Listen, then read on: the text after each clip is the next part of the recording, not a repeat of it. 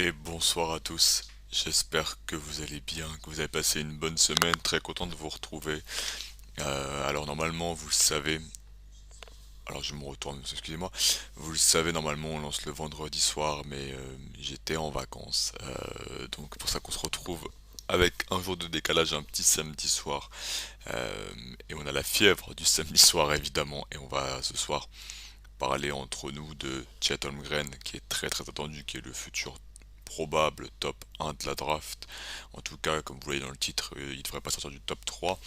Et je vous ai préparé aussi un petit compère de la WCC, sa conférence, Jalen Williams, qui a un profil de 3D, qui on ne sait pas s'il va rester à draft, mais il y a moyen, c'est un junior et avec une belle cote, parfois annoncée fin de premier tour. Donc voilà, c'est le programme de ce soir. Je vais laisser juste un petit peu de temps avant de commencer, comme d'habitude, sur le pré-live. Le temps aux gens d'arriver, tout simplement, car cela la notif, le temps que le tweet parte aussi. Donc voilà, si vous m'entendez plus, c'est normal. C'est que je suis en train de préparer les petits tweets. Et bonsoir à tous ceux qui nous rejoignent au fur et à mesure.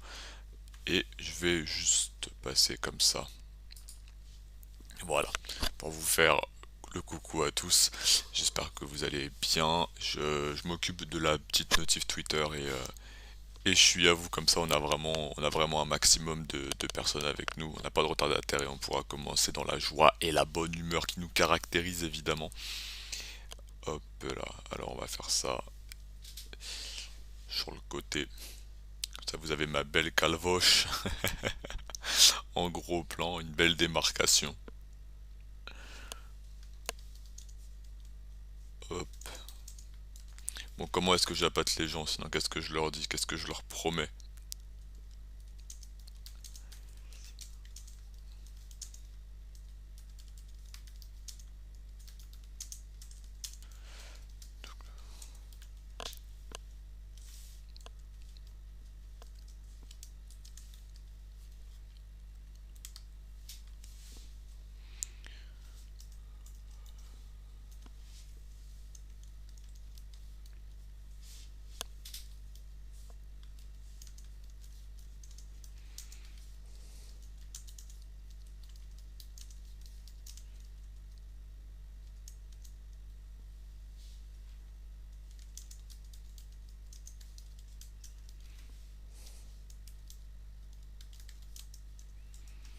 Et on va mettre le lien de la chaîne. Hop.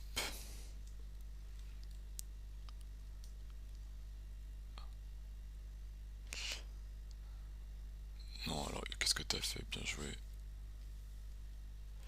Salut Kuro, bienvenue à toi, j'espère que tu vas bien. T'as passé une bonne semaine. Hop là. Donc si tu me vois de profil, hein, c'est pas que je suis en mode égyptien. C'est juste que je suis en train de faire le tweet parce que je suis très très mal organisé, mais maintenant vous le savez. Euh, et voilà, tout simplement.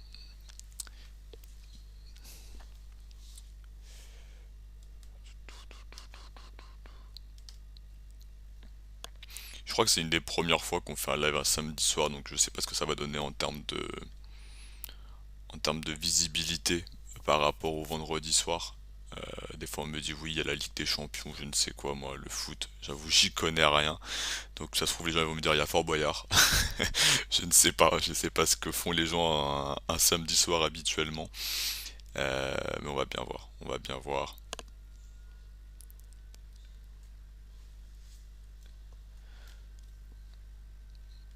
Tiens d'ailleurs si quelqu'un a la solution là dans le chat parce que enfin, moi je suis un boomer pour pouvoir vous diffuser du son, j'arrive pas. Vraiment c'est un truc que je n'arrive pas.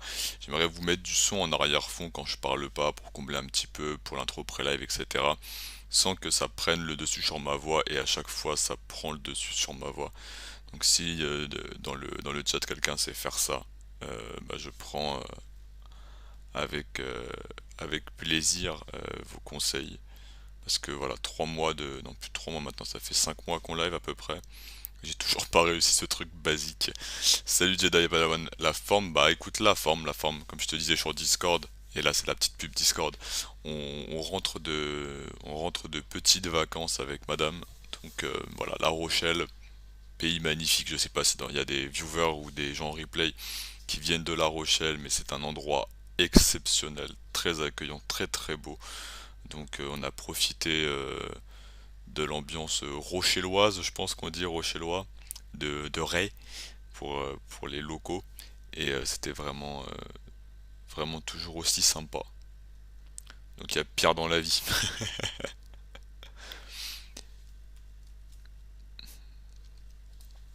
Alors, comme ça j'harcèle bien tout le monde. Normalement, on va y avoir tout le monde dans la liste de diffusion.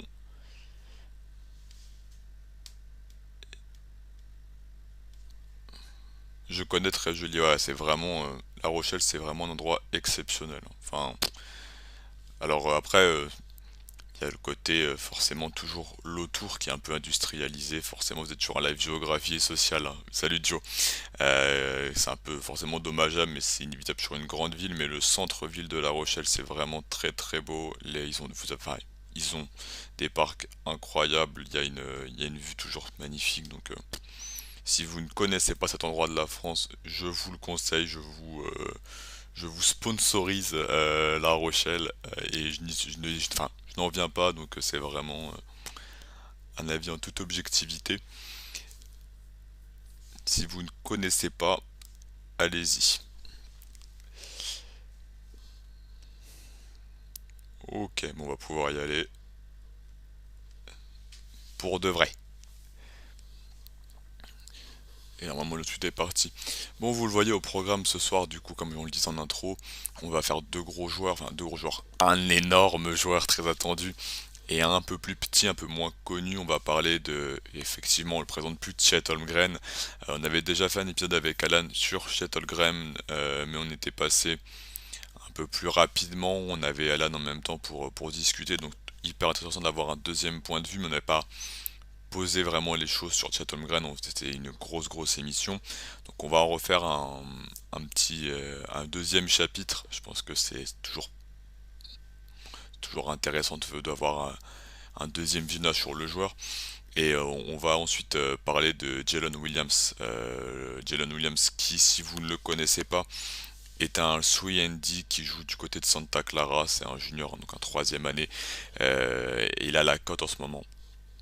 Et c'est le moment de l'année où les mocks essayent un petit peu de sortir des joueurs un peu plus méconnus et de les mettre en avant pour faire du clic.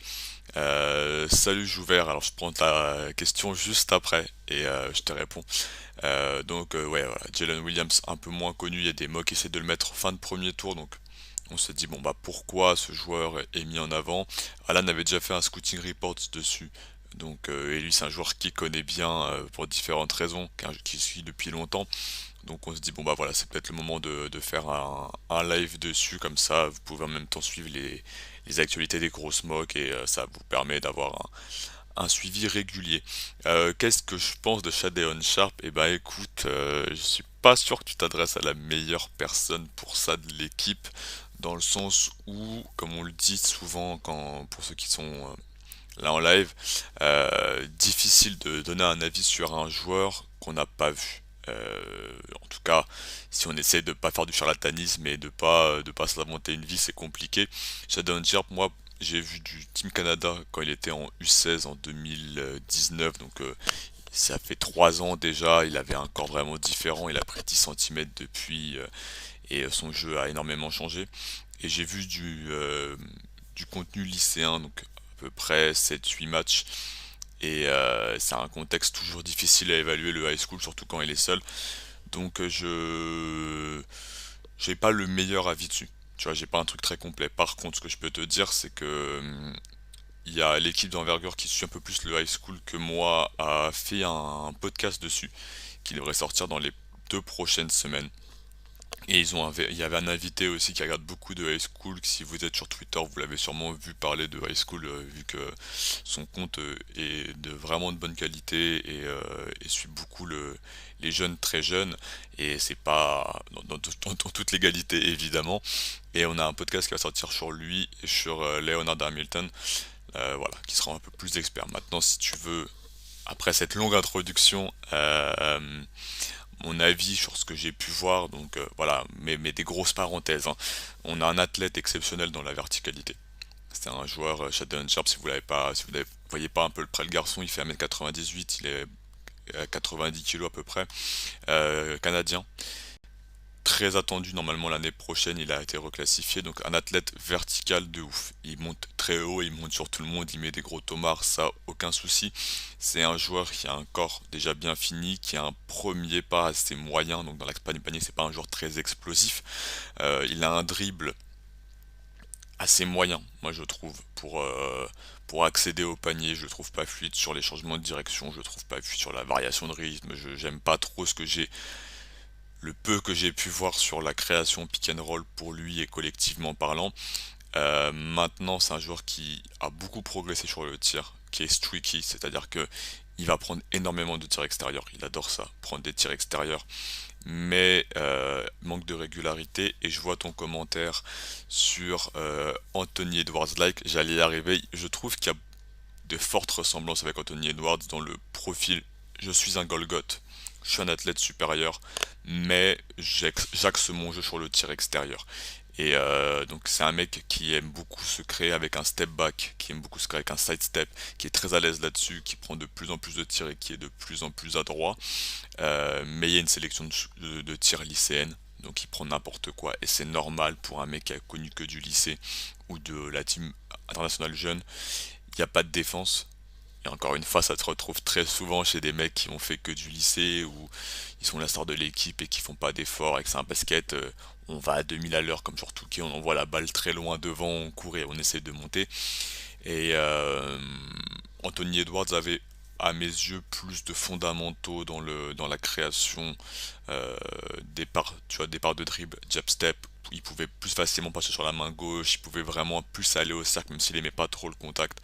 Donc on pourrait le comparer, il y a un potentiel énorme, c'est sûr, un potentiel top 10 de draft, absolument. Mais maintenant, faut voir ce que t'attends. Si t'aimerais avoir un créateur collectif et individuel, même un créateur pour aller au panier, je suis pas sûr de ça. Euh, mais encore une fois, je conseille d'aller voir le podcast qui va sortir. Moi, je l'ai pas encore vu non plus, je l'ai pas encore écouté surtout, pardon. Sur lui et sur Leonard Hamilton, ça devrait être tombé dans les 2 prochaines semaines qui arrivent normalement, le temps qu'Alexandre, notre boss, fasse le montage, et ce sera sûrement hyper intéressant. Donc à ce moment-là, je vous referai de la pub et je vous le remettrai sur Discord, et on le mettra sur Twitter aussi. Donc n'hésite pas à suivre les actus envergure sur les différentes plateformes. Voilà. Est-ce qu'il y a d'autres questions comme ça en intro de live, d'autres sujets dont vous voulez qu'on parle un peu en dehors de notre ami Chet Holmgren, ou est-ce qu'on commence directement avec The Chet, le Chet Guevara, ou comme vous voulez l'appeler. Salut la commu, Alan et Emmanuel ont mis à jour leur big board il y a peu, vas-tu le faire? Et y aura-t-il du moins dans ton top 5? Alors je vais le faire, faut vraiment que je me motive à le faire, faut vraiment que je me motive à le faire. Euh, Normalement, je dis toujours ça dans la semaine qui suit. Je suis dans les travaux là actuellement pour faire la chambre de ma fille qui va arriver, mais je vais trouver le temps de mettre ça à jour. Dans le top 5, non. Mon top 5, je pense qu'il est assez établi. Je peux vous le montrer. On peut aller vite fait sur le board. Ça sert à ça. Hop, je vais vous passer la scène avec le lien. D'ailleurs, toujours, hein, les commandes sont disponibles. euh, Vous les avez vues dans le titre. Si vous voulez aller voir notre board, vous pouvez faire comme ça. Si vous voulez avoir nos différents contenus, vous faites comme ça vous ratez rien. Et vous avez pareil pour les réseaux Twitter, etc. Euh, donc, si je vous mets le board ici, je vous ouvre là. Hop. Alors, comme d'habitude, pour ceux qui sont là régulièrement, l'outillage n'est pas le plus moderne. Autant moi je fais ce que je peux pour rester un minimum frais et vivifiant, autant le PC et la connexion sont pas exceptionnels. Alors je vais cacher ma tête. Jedi, aujourd'hui, l'objectif c'est que tu me le dises pas plus de 2 fois. La caméra, on voit rien. Alors on va essayer de faire ça, attendez. Euh, touk. Et je disparais normalement. Ok, exceptionnel. et j'ai mon retour ici. Donc, notre board consensus, il est là. Dans le top 5 actuellement, il y a Chet, Paolo, Jabari Smith, Ivy, Adrian Griffin. Moi, j'ai le même top 5. Banchero reste numéro 1 chez moi. Pourquoi? Cam Challenge, exactement. Euh, Banchero reste chez moi le numéro 1. Pourquoi? Parce que il peut créer balle en main. Et que j'aime toujours mettre un créateur balle en main en numéro 1 devant tous les autres. Pour moi, c'est le joueur qui peut arriver dans une équipe toute pourrie, peu importe laquelle c'est, prendre le ballon et mettre des paniers. Et j'ai Chet qui est pas loin du tout dans le même tiers. Après, j'ai Jabari Smith, Jaden Ivey, Adrian Griffin et Kendall Brown, je crois en Kendall Brown qui suivent.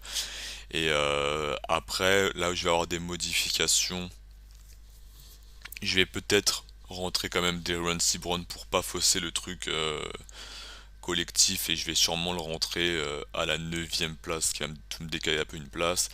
Et après, là où je vais avoir des modifs, bah déjà il va falloir que j'enlève tous les mecs qui vont revenir à la fac, qui vont revenir à l'école, comme dit Ben. Donc Caleb Love par exemple, on sait qu'il va revenir à l'école l'année prochaine pardon, donc je vais le retirer.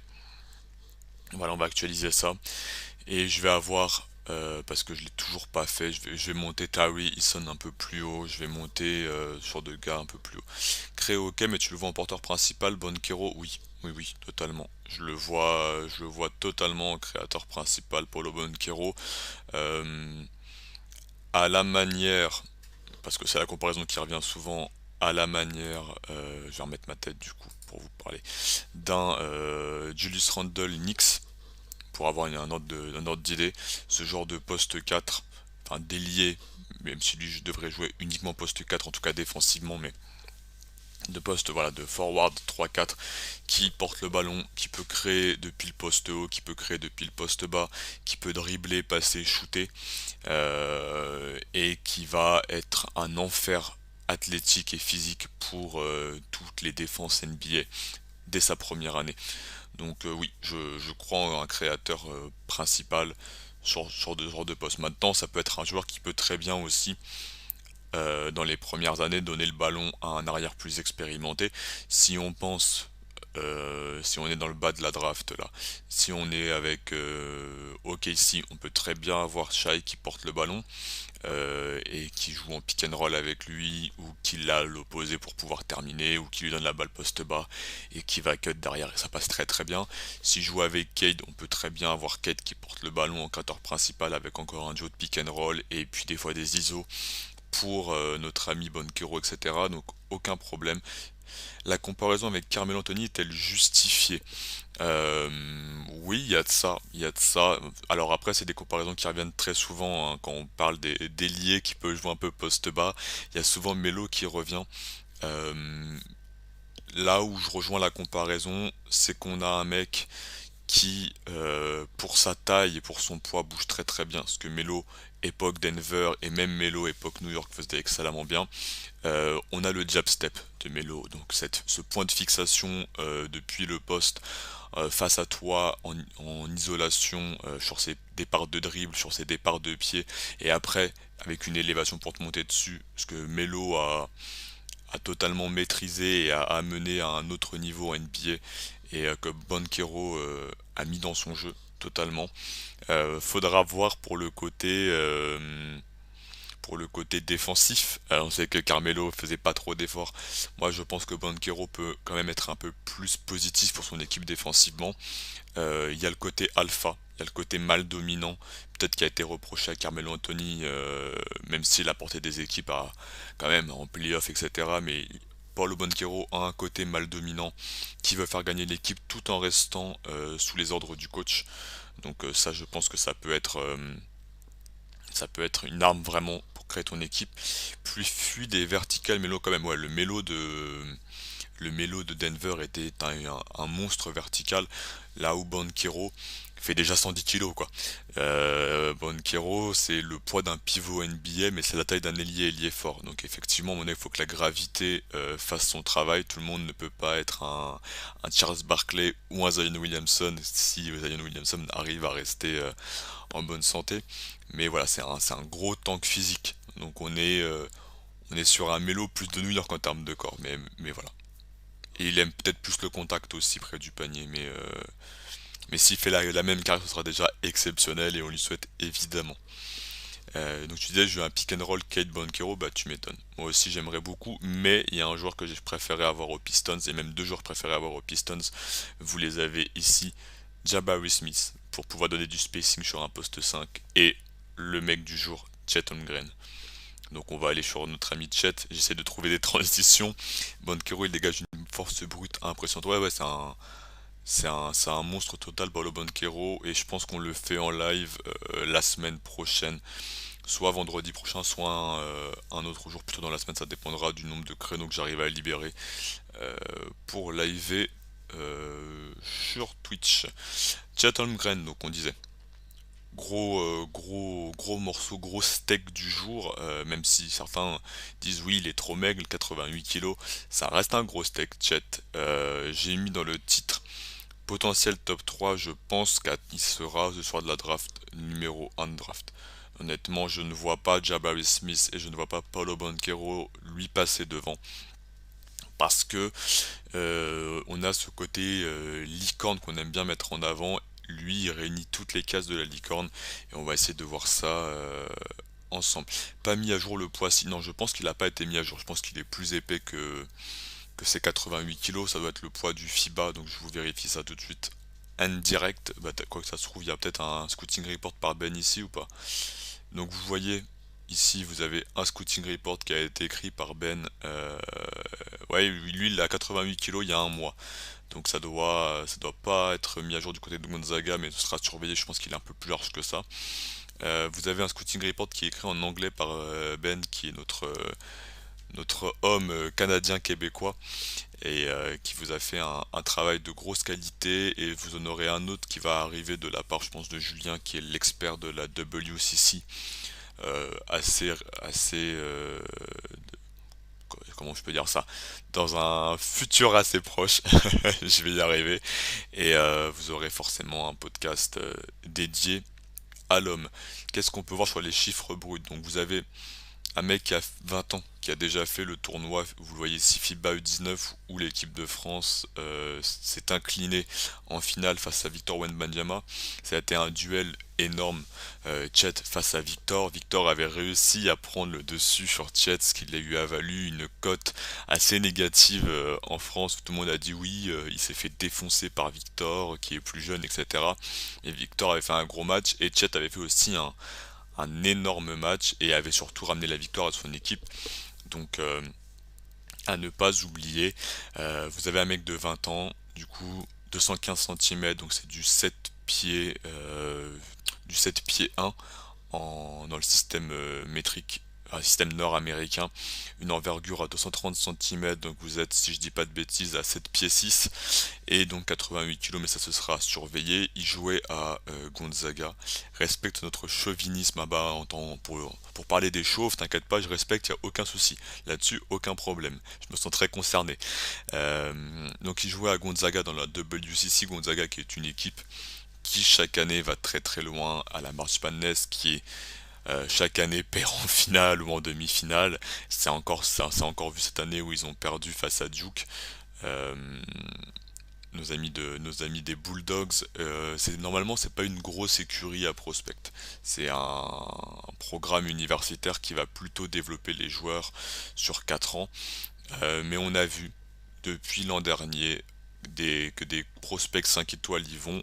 Jalen Suggs qui a été pris en cinquième position par Rolando, et son copain de fac parce qu'ils étaient ensemble au lycée dans le Minnesota, son copain du Minnesota, Chet Holmgren, du coup, qui a rejoint Gonzaga, qui est du coup la plus grosse recrue de cette fac.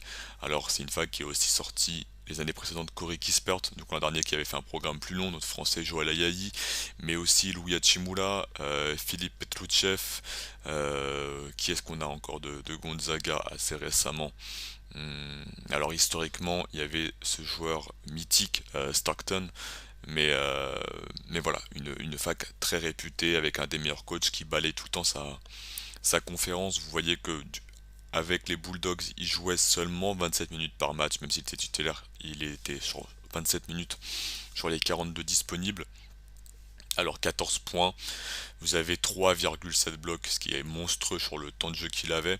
Vous avez 10 rebonds, 2 passes, quasiment une steal et des pourcentages indécents. 61% au global, mais 74% près du panier. Enfin, en tout cas, 2 points, on va regarder ça après sur le près du cercle et le mi-distance, ce qui est vraiment excellent.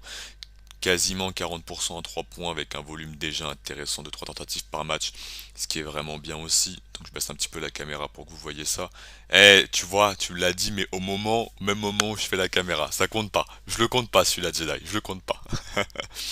Et 72% au lancer franc, ce qui est correct. Pour aller dans les stats plus avancées, ce qui nous intéresse, je vous mets ici, hop là, les ressources que j'utilise. On va utiliser Hoopmat. Alors pour celui-là, du coup, le temps que ça se charge comme d'habitude. Alors, Gonzaga. Ok. Donc Hoopmat c'est un. Alors j'ajuste avec la caméra, comme ça je me fais pas avoir. Attendez. Où est-ce qu'on en est là? Toc toc toc. Non, faut que je baisse, faut que je baisse. Ça va, la VAR valide. Eh, tu peux me faire un clip si tu veux. Tu peux me faire un clip. J'ai pas de problème. Je suis serein. Je suis serein. Ouais, c'est bon. Donc, Hoopmat, c'est un site qui vous donne les pourcentages de réussite de chaque joueur d'une équipe dans chaque compartiment du jeu. Alors, je vais devoir, alors, je vais juste la cacher quand même parce que sinon ça va être trop compliqué de vous montrer. Hop là. Donc, vous avez le pourcentage de tirs pris dans chaque compartiment, donc le pourcentage, la fréquence de tirs pris près du panier, à mi-distance, donc sur les deux points longs, ce qui correspond au mid-range, le shoot mi-distance, et aussi tous les moves qui vont être pris au poste bas, qui s'éloignent un peu du panier, donc tout ce qui est fade away, etc. Et enfin, à 3 points, et vous avez pour chaque compartiment l'efficacité, donc le pourcentage, et est-ce que le panier marqué est issu ou non d'une passe décisive. Voilà, pour tous ceux qui ne connaissent pas l'outil qu'on utilise chaque semaine, c'est celui-là. Chad, vous le voyez, c'était la troisième menace offensive de l'équipe, le troisième plus gros volume, même si c'est serré, hein, entre Andrew Nembhard devant et Julian Strother juste derrière. On voit que c'est un joueur, dans sa répartition, elle est assez NBA. 50% globalement pris près du panier, où il est efficace à 81%, ce qui est énorme. Enfin, c'est du grand n'importe quoi, et c'est d'autant plus impressionnant que c'est un joueur qui, une fois sur deux, prend un tir près du cercle qui n'est pas issu d'une passe décisive. C'est-à-dire que c'est un joueur qui peut se créer son propre accès au panier et finir, sachant que il y a une petite nuance à mettre, ça prend aussi en compte les tirs non pris après passe décisive, des rebonds offensifs, donc des putbacks, et c'est un joueur, vous le voyez, qui prend globalement 12% de ses paniers qui viennent de putback. Donc voilà, on est sur plutôt un tiers de tirs pris près du cercle quand je me crée mon accès au panier.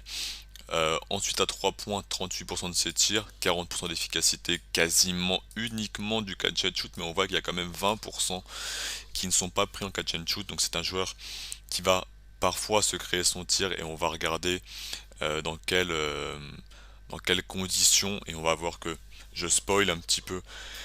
C'est des tirs souvent qui vont être pris en transition. C'est un joueur qui aime bien remonter le ballon et déclencher, ce qui est pas normal pour sa taille, encore une fois. Et enfin, un peu de tir dans la mi-distance, où il est efficace à 50%, ce qui est correct, mais sur un volume très faible. Ça correspond majoritairement pour ce joueur à des fadeaways. Hein, globalement, il aime bien quand il est poste bas pouvoir se retourner, et il a travaillé le one leg dirk qui fait fantasmer les fans des Mavs depuis plus de 20 ans. Il l'a bossé, même depuis quasiment 30 ans, ça vieillit.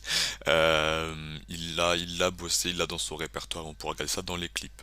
Après, une dernière petite stat et je vous embête plus avec les stats. Vous avez un joueur qui a un free throw rate à 35%, c'est-à-dire que il tente, euh, quand on voit le nombre de paniers, le nombre de tirs pris près du panier, globalement à chaque fois qu'il va au cercle, soit il tombe sur un panier marqué, soit il fait tomber d'un lancer franc, soit les deux, et il est efficace à 72%, ce qui est assez moyen. Euh, Surtout quand on voit que le joueur est efficace à 40% à 3 points et à autant de touchés pris près du panier.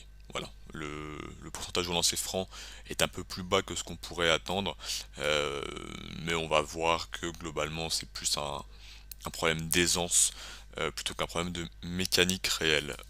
Pour finir, avant de passer au clip, je fais une petite gorgée d'eau, excusez-moi. J'espère que le bruit n'était pas trop horrible. Vous avez ici sur CBB Analytics, je vous le mets dans le chat. Hop, si vous voulez utiliser l'outil parce qu'il est vraiment hyper intéressant.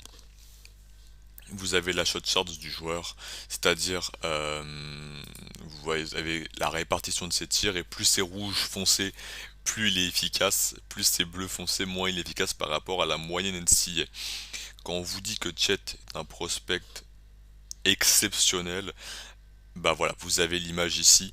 Euh, Globalement, il est dans le rouge foncé presque partout. C'est un joueur qui fait mieux que la moyenne NCAA dans quasiment tous les secteurs et vous avez cette stat ouf, sous le panier, vraiment, il est à 88% de réussite, ce qui est énorme. Quand vous voyez que la moyenne est à 65%, il met quasiment 24 points d'écart avec la moyenne, c'est n'importe quoi. Et c'est une des critiques qui est le plus souvent faite aux joueurs. Si vous suivez un peu l'NCA et Twitter, on lui dit oui, il est trop fin, 89 kilos, il ne tiendra jamais face aux monstres. NBA, il peut pas finir sur les pivots, il va se faire enfoncer, il n'est pas assez puissant. Un joueur pas puissant ne termine pas à 88% près du panier et ne termine pas à 67% dans la zone in the paint avec plus de 20 points d'écart par rapport à la moyenne d'NCAA. Donc tout de suite, si vous arrivez sur le live et que vous avez peur de la puissance physique de Chet Holmgren, on casse tout de suite ce stéréotype, on casse tout de suite cette idée conçue qui est fausse, que le joueur n'est pas capable de tenir sur le défi physique. C'est un monstre athlétique dans tous les secteurs du jeu. D'accord? Qu'on soit bien clair. Il a une puissance et une solidité dans les jambes qui surprend, c'est ça. On le voit, effectivement, il a une tête, on dirait un petit peu le monstre de Frankenstein. On n'y croit pas trop, une sorte de grand gringalet, pardon, énorme, pas à l'aise dans son corps, les oreilles un peu décollées, tout maigre. C'est un joueur extrêmement puissant et on va voir sur un secteur dans le clip qui me plaît particulièrement. Sur les écrans, par exemple, un, on le dit souvent, les Américains n'apprennent pas à poser des écrans qui font mal, n'apprennent pas à poser des écrans qui créent un décalage. C'est un des seuls jeunes pivots américains, alors qu'il est qu'en freshman, qui sait poser un écran qui fait mal et créer un surnombre numérique. On parle beaucoup de Jalen Duren comme monstre athlétique, ce qu'il est. Jalen Duren, si vous ne le connaissez pas, le pivot de Memphis, on a déjà fait un live dessus, qui est une bête athlétique. Jalen Duren ne fait pas autant mal aux extérieurs sur les poses d'écran que Chet Holmgren. Donc voilà, faut remettre les choses en contexte et je pense que ça c'était important. Ensuite, vous voyez que au-delà de la ligne à 3 points, il est quasiment plus efficace que la moyenne partout. Petit déficit côté droit où il est à 32% seulement, mais c'est vraiment, c'est vraiment si on veut chipoter. On peut peut-être l'expliquer par le fait que côté droit, c'est-à-dire que le ballon souvent va lui arriver sur sa main gauche, d'accord? Je m'explique. Je suis droitier, la balle m'arrive sur la gauche, je vais devoir la récupérer main gauche, repasser sur la main droite et déclencher derrière, ce qui peut prendre du temps et ce qui peut parasiter certains joueurs. Et souvent on voit que les droitiers sont moins efficaces sur la zone droite de leur ligne à 3 points parce qu'il y a ce geste de réaxage qui peut parasiter et prendre un peu plus de temps, alors que lorsqu'ils sont côté gauche, le ballon arrive directement sur leur main forte et ils peuvent déclencher avec efficacité rapidement de ce côté-là. Donc vous voyez souvent des joueurs qui sont plus efficaces lorsque le ballon arrive sur leurs mains fortes et c'est le cas chez Chet Holmgren, pardon, même si encore une fois 32% sur cette zone-là avec le volume qu'il prend, c'est déjà assez intéressant. Maintenant, on va aller enfin sur ce qui nous intéresse le plus, le clip. Je vous ai préparé euh, 4 playlists. Je vous ai préparé une playlist sur la défense du joueur, sur le drive du joueur, donc sa capacité à se créer son accès au niveau du panier, sur ses rebonds. J'ai fait une petite playlist rebond, une petite compilation sur laquelle on va passer assez rapidement. Et sur le tir, alors soit le tir extérieur, soit le jeu poste bas. Voilà. Il n'y a pas une question d'œil directeur aussi. Si, il y a une question d'œil directeur, il y a une question de, comme je te dis, d'axer le ballon, il y a une question d'habitude musculaire, il y a une question de gainage et d'alignement. Donc tout ça, c'est des habitudes mécaniques à prendre. Et plus un joueur va être en confort pour pouvoir s'axer, s'équilibrer rapidement, et plus il va être en efficacité. Et donc c'est quelque chose qu'on travaille chez les joueurs et qui dans une certaine mesure est travaillable.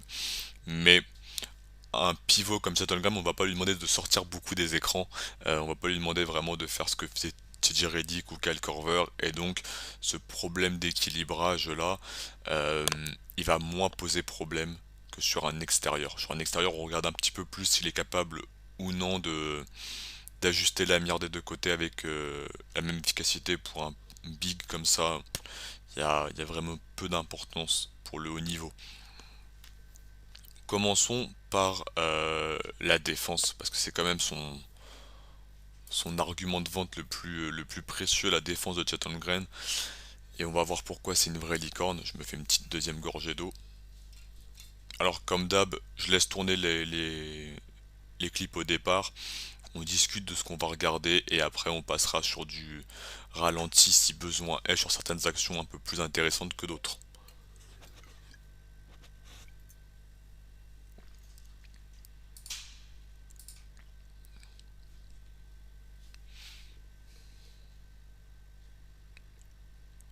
Ok.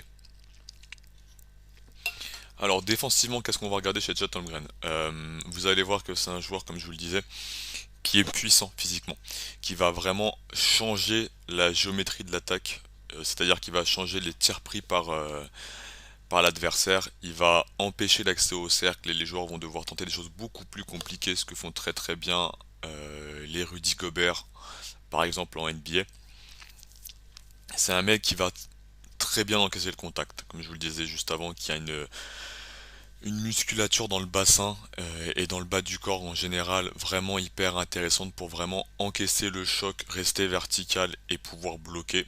On a dit 3,7 contre par match en 27 minutes, ce qui est n'importe quoi. C'est un joueur qui peut bloquer main droite, qui peut bloquer main gauche, donc là-dessus, aucun souci pour lui. C'est des blocs intelligents. Vous allez voir que la plupart de ses contres, ils font que la balle reste en jeu et vont permettre de jouer ensuite la transition pour son équipe dans la suite. C'est un mec qui fait peu de fautes sur le terrain, qui saute pas trop dans les feintes, qui arrive à rester droit et intelligent. Et puis c'est un mec mobile. C'est pas un pivot traditionnel des années 80-90 qui va rester en bas et qui va juste attendre que l'attaquant arrive sur lui pour le bloquer. C'est un mec effectivement qui peut défendre en drop. Donc à la manière d'un Rudy Gobert, encore une fois, rester en bas, attendre, orienter et contrer, mais qui peut aussi, par sa mobilité, dans l'axe panier-panier et latéral, sortir sur les extérieurs, les trapper, les accompagner depuis le périmètre jusqu'en bas et les bloquer. Il a plus souvent été utilisé à Gonzaga comme pivot qui reste en bas, mais il y a une vraie mobilité et enfin il y a une vraie intelligence de jeu, c'est-à-dire que le joueur sait déjà, malgré le fait qu'il ait seulement 20 ans, il sait déjà quel joueur est une menace extérieure, quel joueur est une menace intérieure et comment défendre. Il va orienter les droitiers sur la main gauche, les gauchers sur la main droite, les mecs qui savent pas tirer, il va leur laisser de l'espace, les mecs qui sont des menaces, des gâchettes, il va pouvoir les close, et enfin, comme vous le voyez là, c'est un joueur qui peut, comme il a une longue envergure et des longues mains, il va pouvoir être disruptif sur les end-off, sur les pick and roll et pouvoir intercepter le ballon et par sa mobilité jouer la transition. Il a un vrai sens du jeu, des timings. Ouais, ouais, vraiment un défenseur extrêmement intelligent pour son âge. C'est pas juste un corps, c'est un mec qui sait vraiment bien se placer, qui est excellent en second rideau. Et je pense que ça peut être un candidat au Deep Boy dans les 4 premières années de sa carrière. Alors faudra voir quel rôle on lui donne en NBA et dans quel contexte collectif, hein. On rappelle que la défense, autant on peut attaquer tout seul, autant on peut pas défendre tout seul. Donc la défense c'est un truc qui se joue à 5 et si jamais tes extérieurs ils font jamais l'effort, ben t'as beau être le meilleur intérieur du monde, tu peux pas faire grand chose. Encore une fois, Rudy Gobert du côté du Jazz pourrait me confirmer ça. Cette année il a plus du tout d'aide au premier rideau, donc du coup ben, il se retrouve tout seul et il galère tant bien que mal. Donc après on dit oui c'est pas défendre, bah ouais mais quand t'es seul face à 5 c'est compliqué. Mais Chet ouais, peut changer une défense et arriver dans une équipe pourrie, qui sont souvent des équipes qui ne défendent très très mal, et tout de suite booster cette équipe sur ce secteur-là du jeu.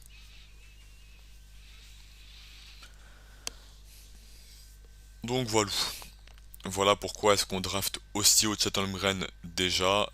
C'est parce qu'il a une polyvalence défensive et un impact pour changer ton équipe dès sa première année, en tout cas dès ses 4 premières années. Il sera un game changer de ouf et il pourra qu'améliorer un collectif. Il aurait le même impact que Mobley en défense, je pense que oui. Je pense que oui, je pense qu'Evan Mobley est un meilleur défenseur de switch, qu'il est plus mobile latéralement que Chet Holmgren, parce que c'est un truc de ouf ce que peut faire Evan Mobley quand même. Mais Chet, à mes yeux, a déjà plus de puissance physique pour encaisser le contact et plus d'intelligence dans la protection de cercle qu'Evan Mobley. Donc pour moi, on est sur un prospect vraiment comparable à Mobley défensivement et qui devrait avoir un impact similaire, si ce n'est supérieur, parce que je pense que Chet Holmgren, quand il sera drafté, sera mis directement sur le poste 5, là où Evan Mobley a été mis sur le poste 4 parce que les Cavs avaient Jarrett Allen et que les Cavs ne croyaient pas dans sa capacité à encaisser le contact, ce qui peut s'entendre, vu que Mobley se faisait parfois emmerder là-dessus en NCAA déjà par des mecs plus physiques, là où Chet, malgré une masse assez légère, reste un mec qui encaisse très très bien le contact euh, au niveau NCAA face aux pivots les plus développés déjà de son circuit. Donc lui sera maximisé là-dessus. Alors, est-ce qu'il y a des clips qu'on peut mettre au ralenti? Je pense que oui, on peut s'en faire quelques-uns, on va pas se faire les 50 clips au ralenti, mais on peut s'en faire quelques-uns. Donc la défense de pick and roll, alors j'espère que j'ai pas mis un clip où il se met en défaut. Ok, non, celui-là il est parfait. Alors, Evan Mobley en un clip. Je trouve que c'est un très bon clip pour commencer. Donc défense sur pick and roll. J'ai un extérieur ici qui peut déclencher à 3 points, donc je vais monter pour pouvoir gêner le pick and roll. Ensuite, je vais réaccompagner le joueur. Vous voyez comment il descend pour protéger son cercle sans donner de ligne de passe. Et là, sur un second rideau, je vais venir compenser un déficit. On le remet ici. Voilà, il vient compenser le déficit ici en restant vertical sans donner une deuxième fois une ligne de passe. Je reste tout droit, j'encaisse le contact et je vais bloquer de ma main droite. Seconde action ici sur pick and roll. Voilà, là on voit que mon extérieur s'est fait prendre dans l'écran, donc je monte tout de suite ici sur l'extérieur qui peut déclencher son tir. Je l'accompagne, j'encaisse le contact encore une fois de l'extérieur et je vais le bloquer. Donc quand on me dit le joueur a du mal sur le physique, bon bah je vous montre que non. Ici vous voyez comment il récupère plusieurs fois au niveau des appuis pour contester le tir. J'aimerais bien vous montrer, alors je vais essayer de la retrouver, les clips face à Jalen Duren, parce que Jalen Duren, ça vous parlera peut-être un peu plus sur sur du profil et gabarit physique, et que c'est un joueur qui est projetable en NBA. Alors on va essayer de le retrouver.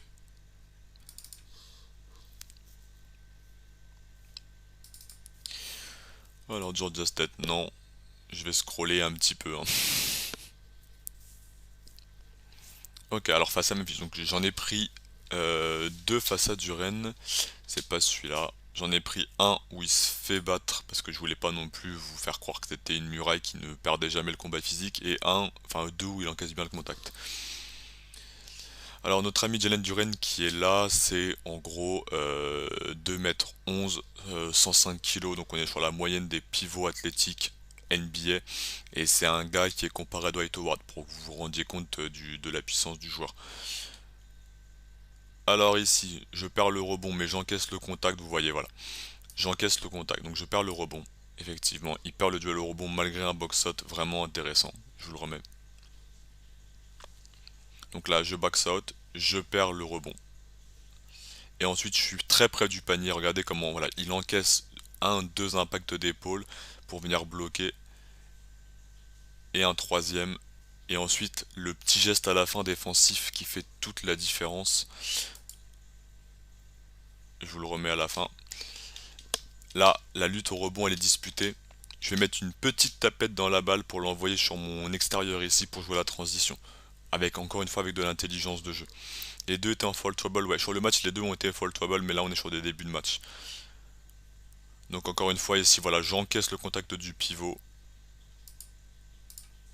Et je vais aller bloquer ça avec efficacité. Et encore une fois, je vais faire un contre où la balle va rester en jeu pour que mon équipe joue la transition. Donc là, j'encaisse le contact, je contre, et je permets à mon équipe ensuite de pouvoir normalement jouer la transition. Voilà pour Chet Holmgren, en défense en tout cas. On va aller sur le drive. Et donc ça veut pas dire que je vais vous lâcher un petit menu maxi best-of au passage comme ça, je suis bien sympa mais faut pas déconner non plus. On va aller voir est-ce que le joueur a la capacité ou pas de poser le ballon, soit depuis le poste haut, soit depuis la ligne à 3 points, soit sur pick and roll. Donc je vous ai mis globalement plusieurs séquences dans différentes situations, et puis je vous ai mis un petit alley-oop en début pour l'appetizer. Je laisse tourner et je vais vous décrire un peu ce que je pense du joueur. Donc voilà, le petit alley-oop appetizer vite fait. Globalement, on est peut-être sur l'endroit où le joueur va être un peu plus en difficulté, c'est sa création balle en main individuellement parlant. Ce n'est pas, on parle souvent de licorne, c'est pas un joueur qui va être le plus à l'aise pour pouvoir poser le ballon au sol et aller marquer au panier avec un lay-up. On n'est pas sur un Giannis Antetokounmpo, d'accord? On est sur un mec qui est quand même capable, sur pick and roll notamment, de poser la balle main droite, main gauche, qui maîtrise un spin move, vous allez le voir plusieurs fois, un spin move pour pouvoir déposer derrière, qui est capable de finir des deux mains, capable de finir en lay-up main droite, capable de finir en lay-up main gauche. Le dribble, il y a peu de variations, alors là il me fait forcément mentir, il y a peu de variations de direction, c'est pas un joueur qui va passer main droite à la main gauche à la main droite, à part sur le spin move, il n'y a pas de variation de rythme, on est vraiment sur de l'élan, où en deux dribbles, en deux pas, je peux parcourir la moitié du terrain pour dunker. Le premier pas est assez moyen, mais on est encore une fois sur un albatros, donc c'est normal. Par contre, la verticalité plus l'envergure font que c'est un joueur qui, vous le voyez, finit avec une énorme efficacité près du panier. Encore une fois, une gestion du contact où il n'a pas peur d'encaisser, il peut très bien subir le défenseur et ensuite terminer derrière. Donc 80% de finition au panier, et un free throw rate assez important. Voilà. Donc ça, c'est pour le point. Voilà, ça, ce dribble, c'est n'importe quoi. Je vous le remets une fois celui-là, même si on va le refaire au ralenti. Il n'y a pas beaucoup de joueurs en NBA qui peuvent faire ça. Donc je vous dis, voilà, sur de la transition, main droite, je passe main gauche et je vais finir au panier. Un mec de 2 m 10, normalement, ça ne fait pas ça. Et on est face à Santa Clara qui est une très très bonne défense. Donc en NBA, quelle projection pour lui sur ce secteur-là d'attaque? Alors vous le voyez, les écrans ils sont très très bien posés, hein. Je vous parlais, je fais une petite parenthèse vite fait écran parce que j'aime bien ça. Je vous le remets. Bon, même celui-là il était bien en fait, il était peut-être même mieux. Hop, sur les écrans, donc là l'écran crée de l'écart. Voilà, c'est un écran qui est bien marqué, qui met de l'impact. Ce que les pivots américains font très très mal, on l'a vu plusieurs fois. L'écran met de l'impact et derrière du coup je crée une surcharge numérique et je peux permettre à mon extérieur d'avoir un panier tout cuit ou moi d'être disponible dans le hook derrière.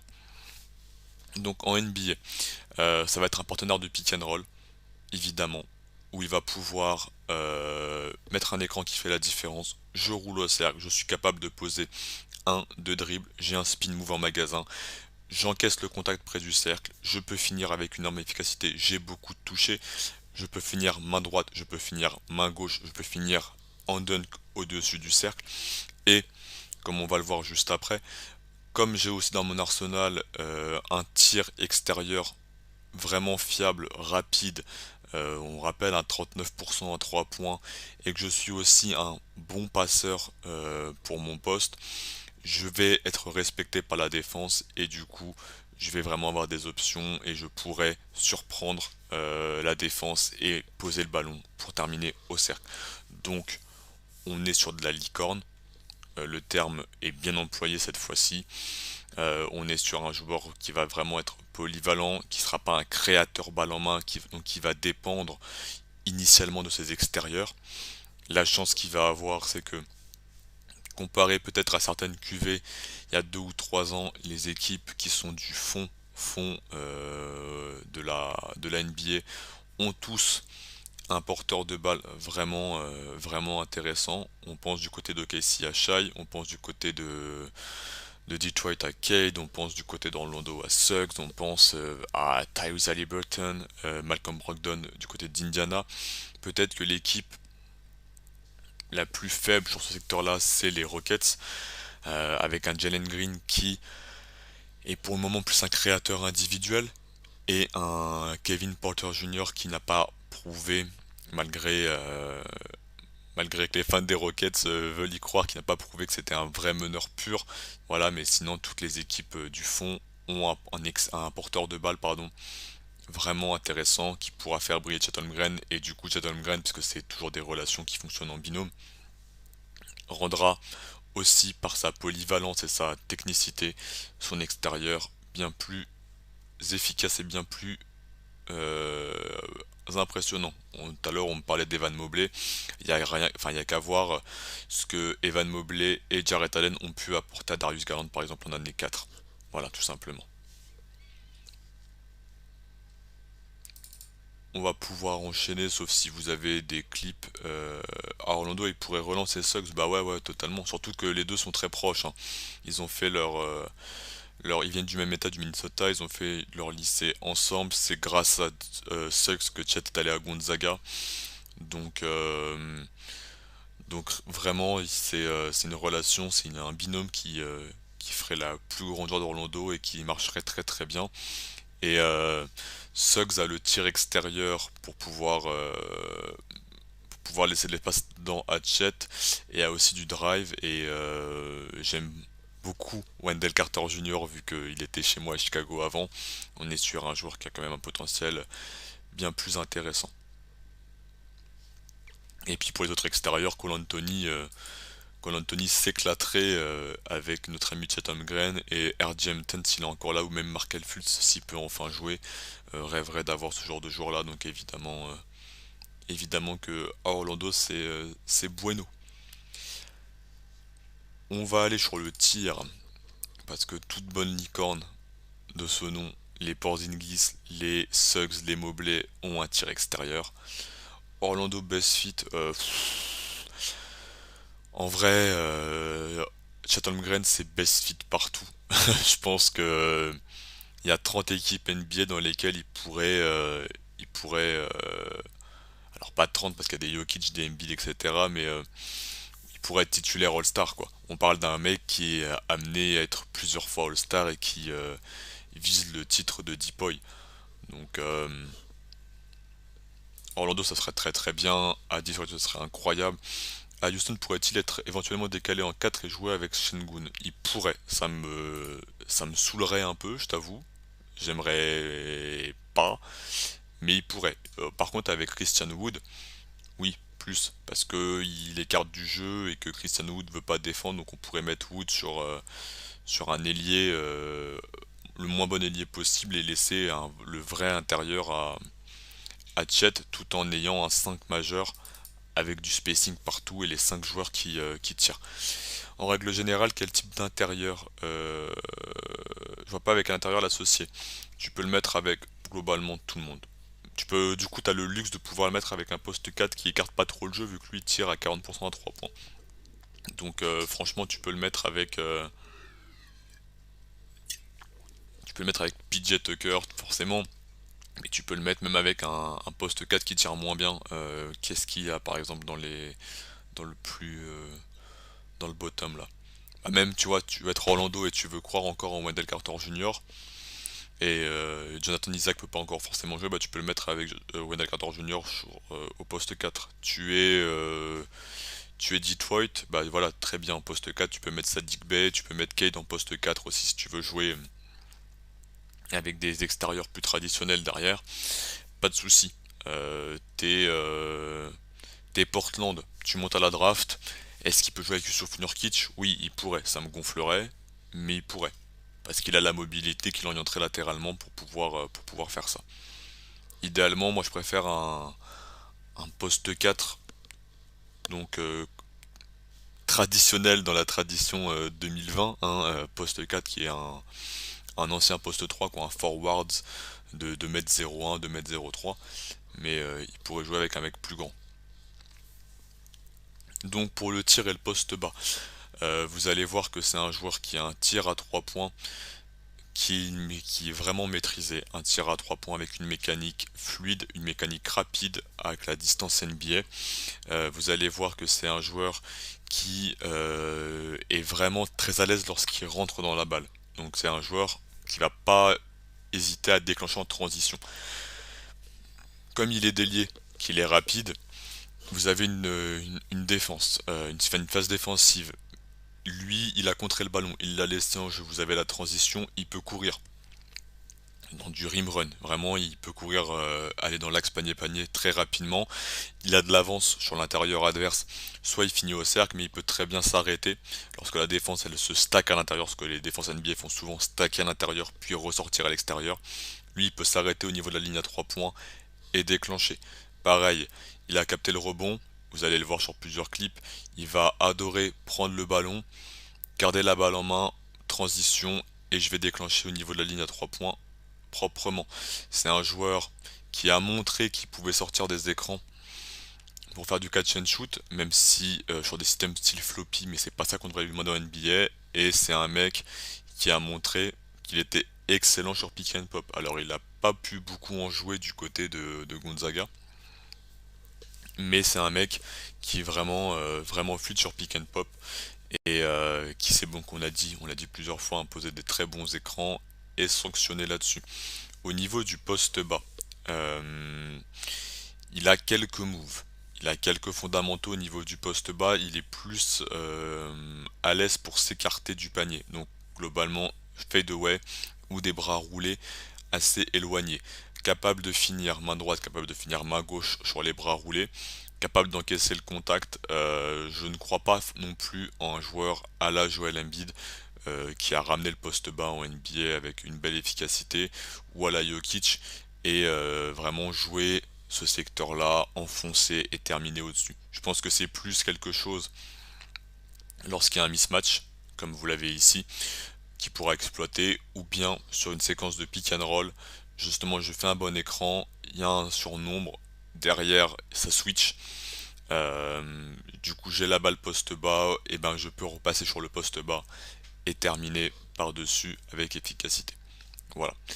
Et enfin, dans ces clips-là, je vous ai mis aussi la passe, euh, parce que ça devient la mode, que tous les intérieurs, tous les pivots savent passer. On en a beaucoup cette année qui savent très bien passer.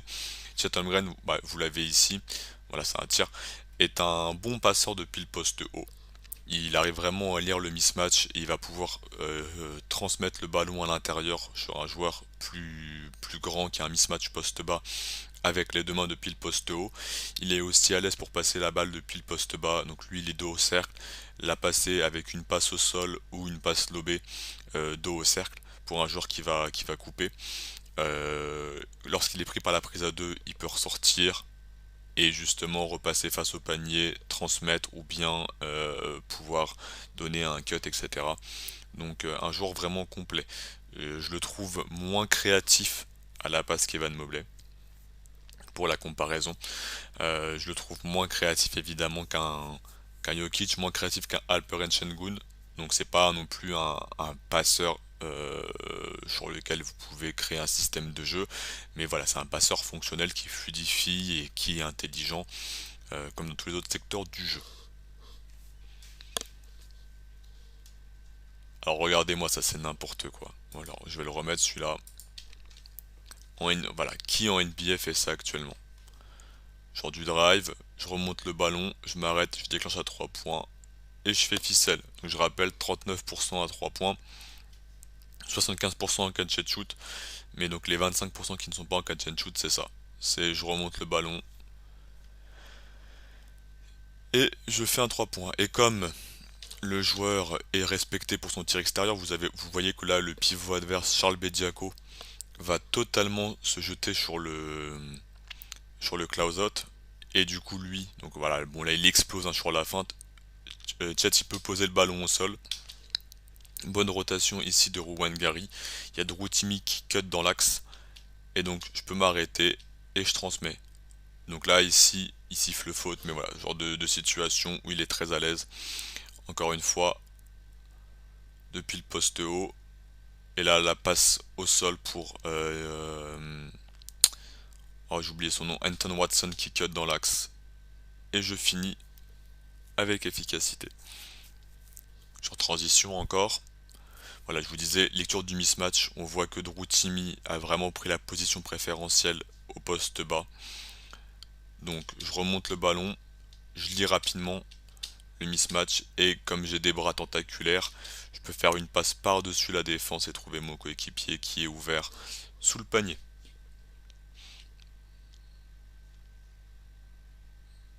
Encore une fois ici, lecture du jeu, cette passe là par-dessus la défense et je termine avec efficacité.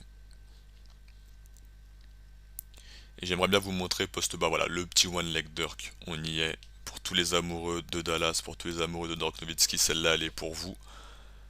Ici, la feinte de corps, le petit one leg, et on termine. Alors voilà, c'est pas un move qui va faire 2 fois par match, mais c'est quelque chose qu'il a dans son répertoire, qu'il a travaillé, et qui sera peut-être à développer. Et ici le petit move poste bas. Alors je dis Jokic. Jokic est quand même beaucoup plus créatif. Jokic il est unique en son genre et Jokic il est quand même beaucoup plus massif. Chet je vois pas un système Denver autour de lui. Mais, euh, mais oui, il y a des similitudes dans son jeu. Je pense qu'il s'est inspiré de tout ce que les mecs font actuellement en NBA. Gun qui rentre dans la raquette après une feinte à 3 points et Franz Wagner qui cut, j'y pense. Bah si tu penses à Franz Wagner qui cut, non, je suis pas le plus grand fan de Franz Wagner, mais oui, totalement, totalement. Tu prends n'importe qui en NBA, effectivement, c'était pour la question qui remonte à la balle et pull-up à 3 points. Ah oui, oui, Jokic, ouais. J'étais choqué, Tanam, avec Franz Wagner. Ouais, je suis désolé, je suis pas un amoureux de Franz Wagner, mais il m'a fait mentir. Il m'a fait mentir, je pensais pas qu'il serait aussi bon que ça cette année en NBA. Donc, Charlotte for Franz Wagner et un peu plus de respect sur son nom. Mais Jonathan Isaac, j'aimerais bien qu'il revienne, quoi. Ça me ferait vraiment plaisir qu'il puisse jouer. Et puis après, tu prends n'importe quel athlète qui peut cut avec Jet, ce serait incroyable. Il faudra un intérieur comme Jarrett Allen. Bah franchement, je suis pas sûr de ça. Moi, je préfère avoir Jet poste 5, hein. Honnêtement, je préfère avoir Jet dans la raquette et qui joue tour de contrôle et avoir un du spacing, quoi. Autour de lui, un maximum de spacing. Donc oui, Evan Mobley, Jarrett Allen, ça a marché. Euh, mais est-ce que dans 2-3 ans, Evan Mobley joue encore poste 4 aux Cavs? Moi, je suis pas sûr. Moi, je suis pas sûr. Si à terme le joueur il peut vraiment casser du contact dans une NBA actuelle avec un spacing optimisé, je pense que tu réfléchis et que tu essaies d'avoir Evan Mobley en 5 à terme et avoir un poste 4 qui écarte plus le jeu un peu plus traditionnel. On aimerait tous, mais du mal à y croire, quoi. Ouais, je sais pas depuis combien de temps il a pas joué Jonathan Isaac, mais j'aimerais bien qu'il puisse rejouer, quoi. Effectivement, je l'aimais beaucoup à Florida State et il a lancé la vague Florida State derrière qui a permis d'avoir des Patrick Williams, des Devin Vassell, des Scotty Barnes. Donc j'aimerais vraiment que ce joueur puisse revenir en NBA, c'est clair. Type Grant Williams, alors si vous me voyez souvent de côté, c'est parce que j'ai mon chat sur mon autre PC à côté. Type Grant Williams, Tucker, je trouve que c'est le meilleur fit. Ouais, ce serait incroyable, tu vois, ce genre de joueur-là. Et puis les équipes un peu du fond de tableau, elles les ont, hein. T'es Indiana, tu as TJ Warren qui peut écarter le jeu à côté de lui. T'es effectivement Orlando, tu as Jonathan Isaac, tu as Chuma Okeke, tu as Wendell Carter Jr., tu as Franz Wagner. T'es qui on a encore au fond T'es Portland, bon, qui t'a poste 4. Trendon Watford, ça marcherait bien en vrai, Trendon Watford, ça laisserait de la place à Trendon Watford dedans. Donc voilà, il marcherait avec un petit peu tout le monde notre ami chat et c'est pour ça qu'il va coûter aussi cher. Et on va terminer pour ce joueur avec la séquence sur les rebonds. Je vous ai fait une petite playlist rebonds. On va passer assez vite dessus. Juste pour vous dire que comme tous les joueurs intelligents que j'aime bien, c'est un mec qui prend des box out, c'est-à-dire qu'il va faire l'écran retard, qui va sécuriser la prise de rebond et il s'en fout si c'est pas lui qui capte le rebond, donc c'est l'équipe qui l'a. Voilà, vraiment bien placé, bonne gestion du contact encore une fois sur le dos, capable vraiment de prendre quelqu'un sur son dos, de ne pas se faire écraser et de sécuriser sa prise de rebond. Au rebond offensif aussi évidemment parce qu'il est bien placé et parce qu'il est long. Et derrière, il peut jouer la transition, soit lui, soit avec la passe, faire du rim run et shoot à 3 points. Donc voilà, je vais pas passer 10 ans dessus, mais voilà, je me permets de mettre cet extrait-là au ralenti. Pick and roll, je couvre. Ici, il y a le tir et tout de suite, je prends la position au rebond. Vous voyez comment il encaisse le contact. Et derrière, peu importe qui prend la balle, on s'en fiche tant que c'est pour l'équipe. Deuxième situation ici. Et tout de suite, vous voyez, pas besoin de se retourner, il sait que le défenseur va être là, enfin que l'attaquant va être là. Donc lui, immédiatement, il se place, il prend la position au sol. Hop, voilà, pas besoin de se retourner, il sait qu'il est là. Il prend la position. Et le petit geste qui permet à son coéquipier de récupérer la balle, encore une fois, intelligent. On n'est pas sur Andre Drummond, Hassan Whiteside qui saute partout. On est sur vraiment un joueur qui fait le travail, quoi, de A jusqu'à Z.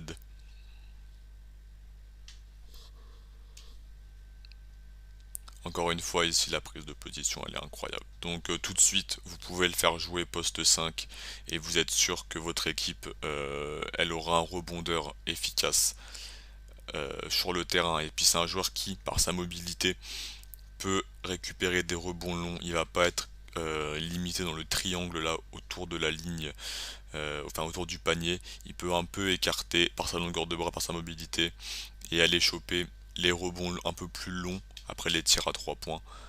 Donc voilà.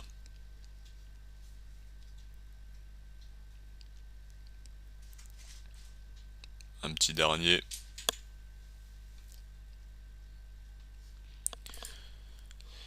Si jamais vous croisez quelqu'un qui vous dit Chet Holmgren supporte pas le contact, encore une fois, bah n'hésitez pas à vous clipper ça là. Vous prenez l'extrait sur le replay Twitch, replay YouTube, et vous lui envoyez les séquences sur les rebonds et normalement s'il comprend un peu le basket, il va vite percuter que Chet Holmgren n'y aura aucun problème sur la gestion du physique au niveau supérieur. Voilà. Écoutez, on a fait le bon tour du joueur. J'espère que ça vous a permis d'avoir plus d'infos sur ce gars-là, d'avoir un peu plus, de vous projeter un peu plus pour votre équipe de cœur. J'espère que vous ne serez pas déçus si vous ne l'aurez pas, parce qu'il y a plein de prospects intrigants, mais c'est clair que être top 2 de la draft la prochaine, ça permet de sécuriser Chet Holmgren, et encore une fois, je pense qu'il partira en 1. Et l'équipe qu'il a, elle se garantit sur le plus ou moins long terme d'avoir un excellent défenseur, mobile, capable de contrer, de protéger le panier, capable de sécuriser le rebond.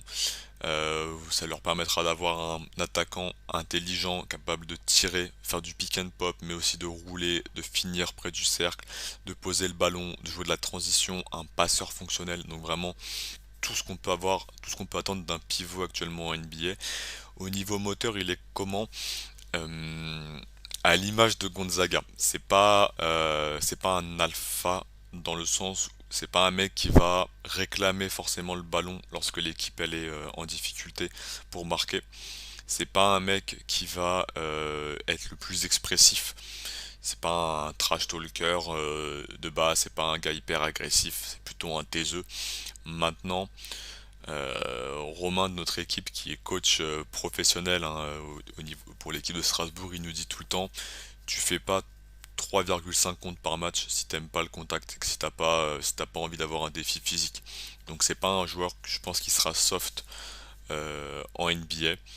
Par contre, je pense que ce sera jamais un, le franchise player qui mène son équipe très très loin par lui-même. Voilà, je pense que ce sera pas ce genre de gars qui prendra le ballon et qui tirera, qui drivera, etc. et qui se dira t'as besoin de 2 points, allez voilà. Le fait qu'il sera sans doute jamais l'option numéro 1, ça peut pas refroidir certaines franchises. C'est pour ça que je le mets pas chez moi. C'est ma mentalité de dire que je préfère toujours avoir une première option offensive balle en main. Maintenant, l'histoire NBA montre que les franchises, elles prennent des pivots, encore une fois, elles les prennent souvent assez haut, et en tout cas dans le top 3 et même s'ils peuvent pas être des premières options. Donc on rappelle James Wiseman, bon alors même si c'était les Warriors, mais ça aurait pu être une autre équipe que les Warriors, ils l'auraient pris aussi. James Wiseman, il est pris numéro 2 il y a quelques années.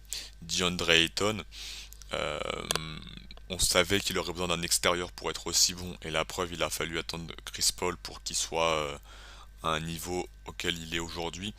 Il est pris numéro 1. Donc quand tu fais cette taille-là au basket, et que tu peux faire autant de choses sur un terrain, tu, euh, tu es pris très très haut.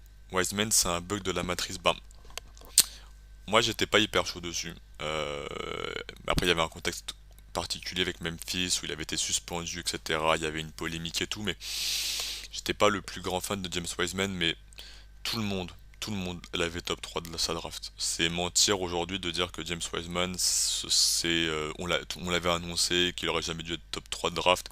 Tout le monde l'avait top 3 de sa draft. Parce que le corps est incroyable. Alors effectivement, il est tout le temps blessé, mais le corps est exceptionnel et la mobilité, elle était folle. On aurait pu le comparer à, euh, à Chet Holmgren, où il y avait vraiment des capacités de mobilité. On le comparait à Evan Mobley l'an dernier, etc.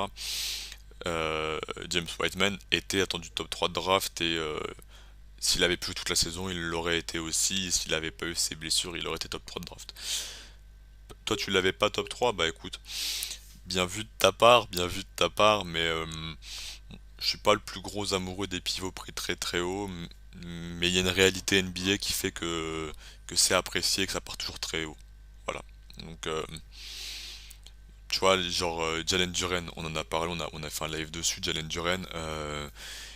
Moi, je l'ai mis 10ème. Je pense qu'il peut partir facilement en top 6 de draft.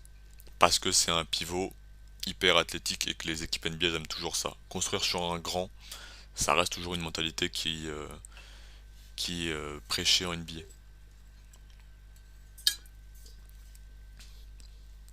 Donc voilà, voilà, voilà, voilà. Mais effectivement, pour conclure dessus, je pense que tu construis ton équipe autour de ce joueur-là. C'est ton ancre défensif, c'est ton joueur le plus important sur le terrain, mais ce sera jamais ton leader vocal et ton option de scoring numéro un. On peut comparer, enfin, il aura sûrement une carrière qui va ressembler à la relation entre Donovan Mitchell et Rudy Gobert, avec plus de skills offensifs, hein, mais où il va toujours avoir besoin de son extérieur pour briller, et c'est Donovan Mitchell qui prend la lettre, etc. Alors que le joueur le plus important sur le terrain, je pense que c'est Rudy Gobert. Et Evan Mobley aura sûrement peut-être la même carrière que dans le style. Pour moi, le joueur le plus important des Cavs, c'est Evan Mobley. Et c'est Darius Garland qui a la lights et qui a la sélection All-Star pour l'instant. Voilà.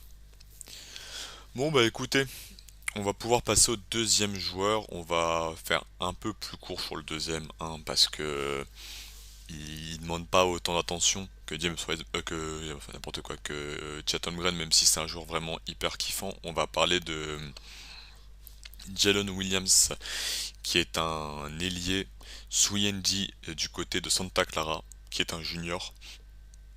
Et on va pouvoir aller voir ça tout de suite ensemble.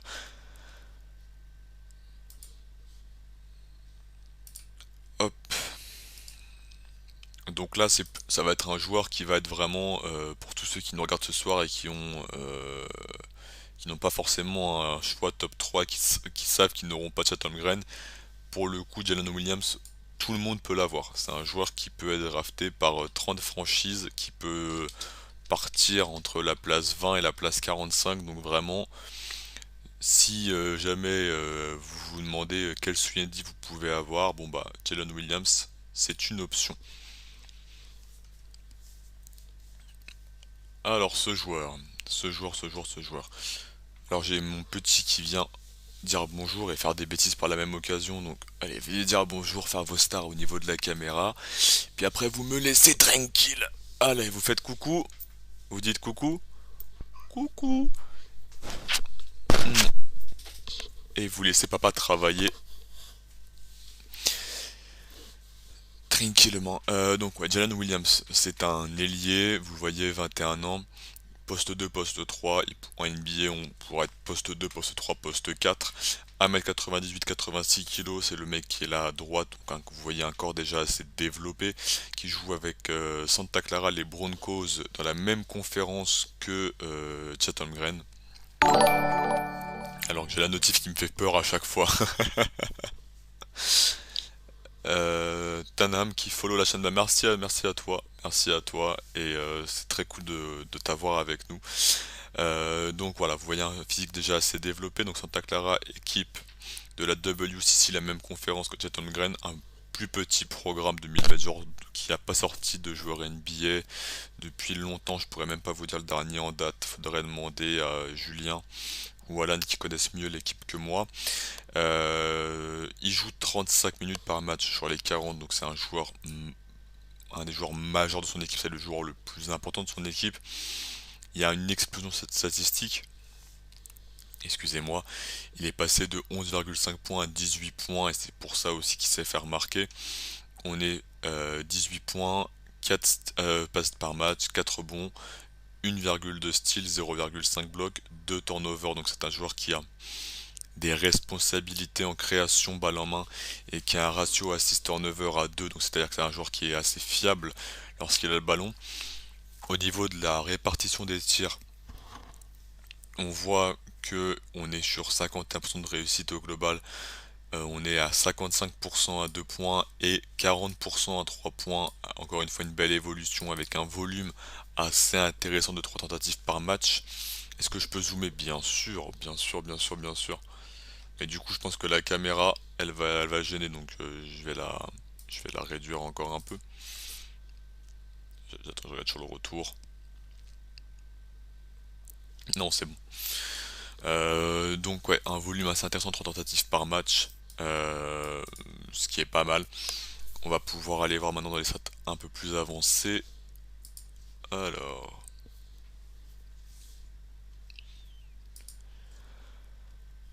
donc il est 62e du big board au global, donc c'est un joueur en fait qui a été classé par peu d'entre nous sur leur big board initial. Moi par exemple je l'avais pas, je l'ai pas là dans ma liste, il va falloir que je le rajoute. Et actuellement plusieurs médias le projettent fin de premier tour, donc c'est un joueur qui a une vraie belle cote, mais on sait pas encore s'il va aller en NBA. Vous avez un scouting report détaillé par Alan, vraiment détaillé, sur le site, donc je vous mets le lien si vous voulez le lire. Nous, on va passer à la vidéo. Mais allez lire ce contenu-là, ça vous donnera vraiment un deuxième avis et du détail à l'écrit qu'on peut pas avoir forcément à l'oral et à la vidéo. Au niveau de la répartition des tirs et des secteur. Alors je vais attendre que ça arrête de mouliner ici. Santa Clara, hop là.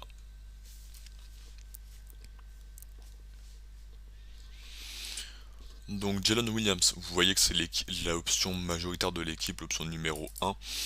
L'option numéro 1, numéro uno, j'ai vu fatal il n'y a pas longtemps, excusez-moi. Au niveau de la répartition, on est 44% des tirs pris près du panier, 65% de réussite, ce qui est vraiment intéressant pour un joueur de cette taille-là. Vous voyez que la majorité des tirs sont pris sans passe décisive, hein, dans 2 tiers des cas. Vous avez 31% sur les 2 points où on est sur ce joueur sur du mi-distance plus que sur du poste bas. 40,6% sur ce secteur-là, donc encore une fois une belle efficacité, sachant que c'est beaucoup de jumpers. 16,7% de passes décisives, donc c'est vraiment un tir qui se crée lui-même. Et enfin 25% de ses tirs pris à 3 points, 39,6% d'efficacité. Et encore une fois, 2 tiers avec catch and shoot. Et en gros un tiers où il est en pull-up. Et le freeze rate il a 33% et 80% d'efficacité sur les lancers francs, ce qui est vraiment intéressant pour un ailier. Non, t'abuses comme challenge, franchement, là on voit bien. On voit, ouais, moi j'ai mon retour ici, on a toute la ligne. D'accord?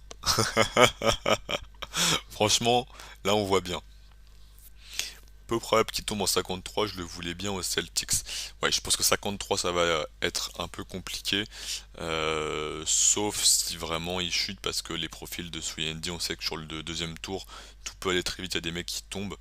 Donc c'est pas impossible qu'il tombe, mais ça me semble quand même compliqué. En tout cas, moi je le laisserai pas aller si bas. Et on va aller voir pourquoi juste après. Au niveau de la shot charts, alors là par contre la cam elle va gêner.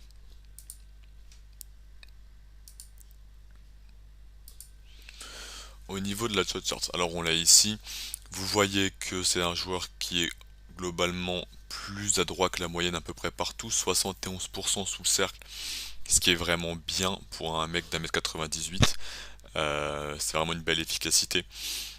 Au niveau de la ligne à 3 points, je vous le disais tout à l'heure, les gauchers, les droitiers, bon bah là ça se voit. Quand il reçoit la balle sur sa main droite, donc la balle arrive depuis sa droite, ouais, donc sur la main droite, et qu'il a déclenché directement, 61% d'efficacité. Lorsqu'il reçoit la balle sur la main gauche, et que du coup il doit réaxer main droite pour déclencher, 28% d'efficacité. Donc là on a vraiment un joueur qui est latéralisé et qui va être scouté au niveau supérieur, et on va savoir que lorsque la balle arrive main gauche, il va driver parce faudra empêcher le drive parce que le tir sera pas efficace. Lorsque la balle va arriver sur la main droite, il va tirer, donc là faudra close out fort. Voilà, donc ça faudra le travailler pour lui au niveau supérieur parce que sinon il va vite être ciblé. Mais après dans les corners, vous voyez qu'il y a eu peu de volume en NCA et ça faudra qu'il soit efficace parce que ça va être un rôle qui va très souvent avoir finisseur de tir dans les corners.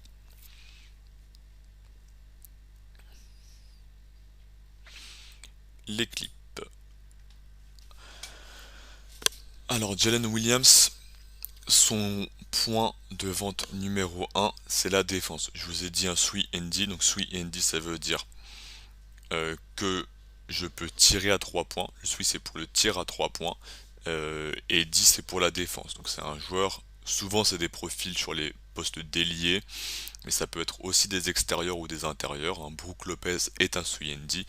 Mais là c'est un ailier, donc Sui ND il faut faire les deux. Très souvent on vous parle de 3D et on vous dit s'il a le 3, enfin s'il a le tir c'est un 3D, s'il a le 10 c'est un 3D, donc c'est pas des joueurs complets. Lui pour le coup il est déjà, il a les deux et on va voir ça notamment avec la défense où il est très très très impressionnant.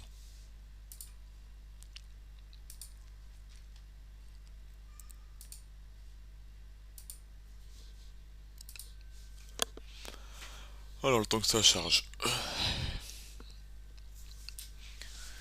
qu'est-ce que vous allez devoir regarder sur la défense?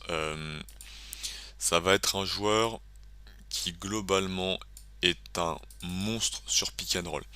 Ça va être un enfer pour tous les joueurs poste 2, 3, voire quelques plus petits, un peu moins rapides, qui vont jouer le pick and roll. Lui, vous le mettez Justement sur les Tatum, vous le mettez sur les Devin Booker, vous le mettez sur les James Harden, ça va être son rôle. Il va avoir un rôle à la Matisse Thybulle, à la Marcus Smart, vraiment être une plaie sur pick and roll, à la Herbert Jones par exemple qui a été drafté aussi l'an dernier au second tour, et c'est un tueur du point of attack, donc vraiment il est excellent pour agresser le porteur de balle.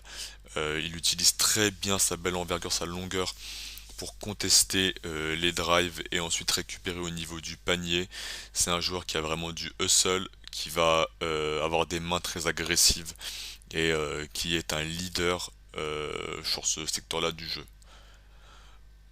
C'est aussi un très bon mec pour les rotations. C'est vraiment un gars qui, lorsqu'il y a une faille dans le système défensif, il sait très vite sur qui doit faire la rotation.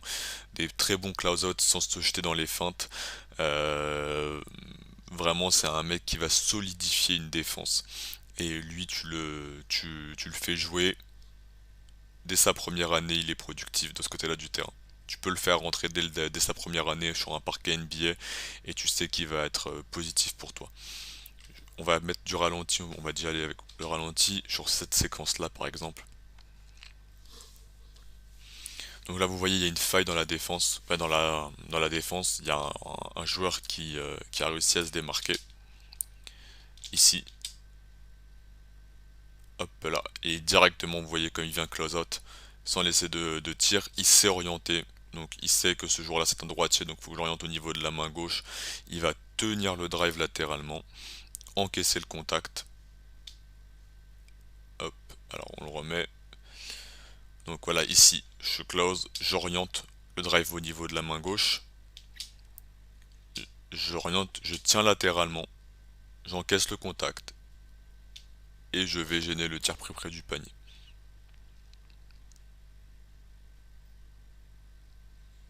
Séquence suivante, quand je vous dis de venir vraiment faire chier sur le pick and roll, sur les end-off, ici vous voyez comment il va essayer de casser le end-off en utilisant ces longs segments pour pouvoir tenter l'interception. Et ensuite sur pick and roll, j'oriente, je tiens, je lâche pas mon porteur de balle. Il y a une deuxième séquence, cette fois-ci je suis dans l'aide. Il y a un drive sur pick and roll. Et je prends l'interception. Et derrière je peux jouer la transition.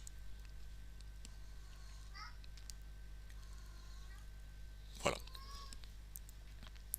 Donc pour vous la faire en cours du coup Jalen Williams, il sera toujours placé sur le meilleur porteur de balle adverse non meneur de jeu. Je pense que c'est pas un joueur qui va être en efficacité lorsqu'il devra switcher sur les meneurs de jeu. Ça va être un calvaire pour tous les arrières ailiers porteurs de balle. Il pourra effectivement switcher sur les écrans loin du ballon, les postes 2, 3, 4. Il sera très bon dans les aides, dans les rotations. Il va pas se jeter dans les feintes. Il n'est pas trop nubilé par le ballon, c'est-à-dire qu'il va pas trop suivre la balle et laisser son joueur se démarquer. Il va pas se jeter sur les lignes de passe. C'est vraiment un défenseur collectif hyper appliqué. Je suis contender, j'y vais les yeux fermés, bah tu m'étonnes. N'importe quelle équipe NBA le prend dans son roster et c'est un atout positif qui joue 5, 10, 15, 20 minutes. Ça peut vraiment être un excellent joueur, un excellent role player en NBA et défensivement, et donc je pense que rien que là-dessus on peut l'acheter très très fort. Donc voilà, je vous laisse tourner les clips défensifs une dernière fois et puis après on passera au tir. Vous voyez là, sur pick and roll encore une fois ici, j'oriente d'un côté. Ah oui, ce que je voulais vous montrer c'était ça. Celui-là je voulais vous le montrer au ralenti. Intelligence de jeu. Donc là le porteur de balle c'est un droitier. Ok. Sur la main gauche, il déclenche jamais de tir. Il n'est pas à l'aise pour déclencher un tir lorsqu'il drive main gauche. C'est vraiment être un joueur qui va être plus déclencher un tir à 3 points derrière l'écran lorsqu'il est sur la main droite. Et donc voilà ce que Jalen Williams va faire. Il va l'orienter sur le pick and roll au niveau de la main gauche. Il passe sous l'écran parce qu'il sait que le joueur n'est pas une menace. Main gauche pour déclencher à 3 points derrière l'écran. Deuxième pick and roll, main droite, je passe cette fois-ci, je conteste pour passer au-dessus de l'écran et ne pas laisser de tir à 3 points possible. Là, main gauche, changement de direction, je suis pris. Je vais redescendre avec le pivot pour pas laisser de passe. Je vais reprendre le porteur de balle et je vais renvoyer mon coéquipier reprendre le big man ici pour aboutir sur la séquence défensive. Ça, c'est une défense parfaite. Là, je vais proposer une aide et je vais pouvoir close out encore une fois. J'oriente ligne de fond. Et je close out parce que je sais que le ballon main droite, il peut déclencher un tir. Et vraiment, défense parfaite. Donc là-dessus, vous avez vu tout le potentiel du joueur dans une équipe effectivement compétitive au niveau supérieur. Ensuite, on va aller voir son tir, parce que Sui Ndi, on a vu la D, il faut voir le tir à 3 points.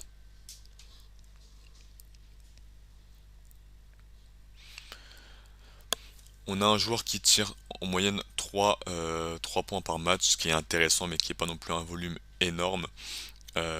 Majoritairement du catch and shoot, on voit qu'au niveau de la mécanique, elle est rapide, que la distance, elle est prise au niveau NBA.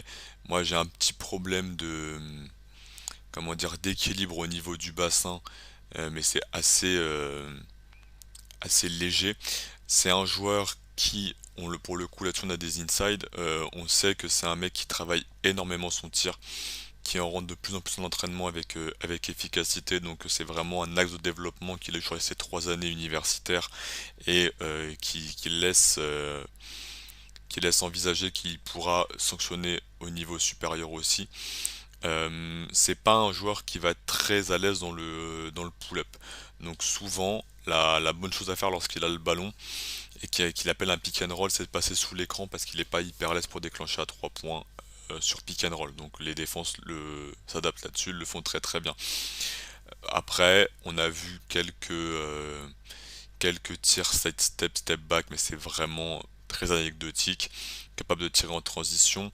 On a vu que sur le short chart que c'était un joueur qui était latéralisé, donc beaucoup plus à l'aise pour déclencher à 3 points lorsque la balle elle arrive main droite comme ici pour monter avec efficacité. Et donc il faudra travailler sur la réception au niveau de la main gauche. Voilà. Alors, le clip il est dégueulasse en termes de qualité, mais bon.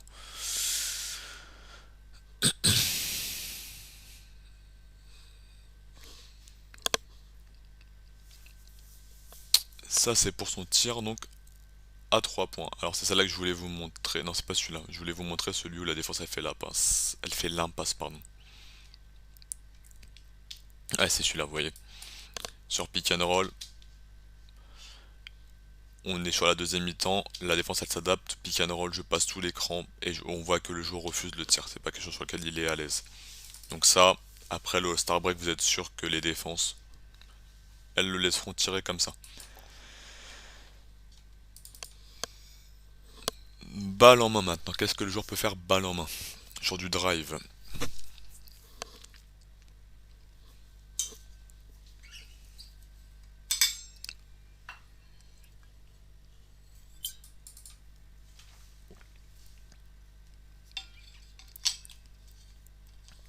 Alors, Jalen Williams, c'est un joueur qui est efficace près du panier au niveau universitaire, mais je ne crois pas qu'il puisse créer, en tout cas initier du jeu sur pick and roll en tant que scoreur au niveau NBA à cause de son dribble. Pourquoi?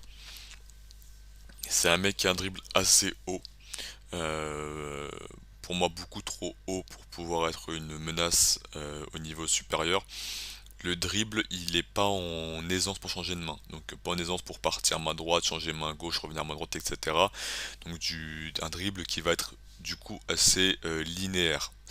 Par contre, ce qu'il fait assez bien, c'est qu'il est capable de changer de vitesse. Il est assez à l'aise pour accélérer ou décélérer en plein milieu de son drive et du coup surprendre la défense comme ici. Capable de finir des deux mains, ça c'est important pour un joueur qui veut être efficace au niveau supérieur, finir main droite, finir main gauche. Euh, on voit que c'est un joueur qui manque de toucher dans tout ce qui va être le flotteur, runner, c'est pas quelque chose qu'il a dans son arsenal. Et qui du coup, lorsqu'il est face à un défenseur qui encaisse le contact face à lui et l'empêche d'accéder au panier, va devoir arrêter son dribble et transmettre le ballon.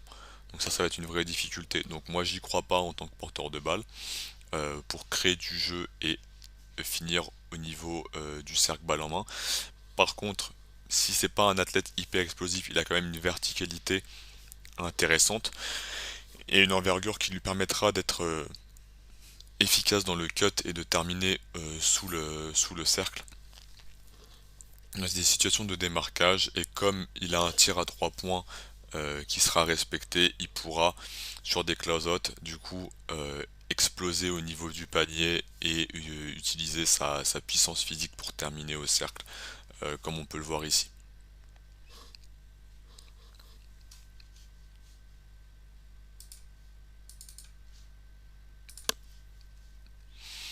Et on va finir euh, pour ce joueur avec le petit atout charme. La petite cerise sur le gâteau, c'est un excellent passeur Jalen Williams. Alors on voit 4 passes par match, 2 pertes de balles, c'est vraiment un très très bon passeur. Vous allez voir que c'est un joueur qui a eu beaucoup de responsabilités en NCAA balle en main en tant que créateur sur pick and roll. C'est un mec qui peut passer des deux mains, qui peut passer passe directe, passe au sol, passe lobé. Très bon dans la manipulation visuelle. Euh, donc c'est-à-dire envoyer le ballon sans regarder là où on l'envoie pour un peu tromper la défense comme ici.